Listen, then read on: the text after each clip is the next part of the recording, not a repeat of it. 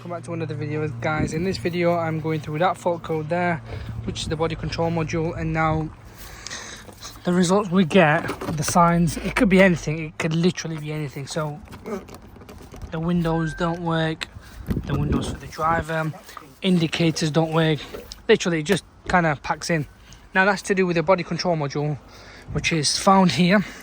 Obviously you've got this trim here, just pull it, rips off, and then this one has two screws. Undo them both. That's where the lever is, the bonnet lever. Once you've taken it off, you've got this here. Undo these two, and then you've got these size 10 bolts at the top, I think, as well. I'm not sure, I'll have to double check, but that's where the body control module is.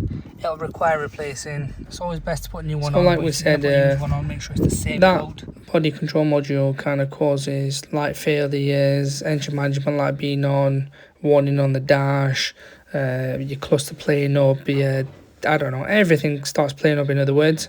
So what you can do is obviously take that out like I have, and there are links and service, well, not links, sorry, there are services on eBay, online. You can look on a few websites.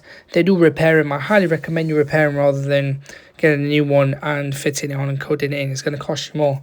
To repair it, it's about 35 quid, anything between like 25 to 40, 50 quid.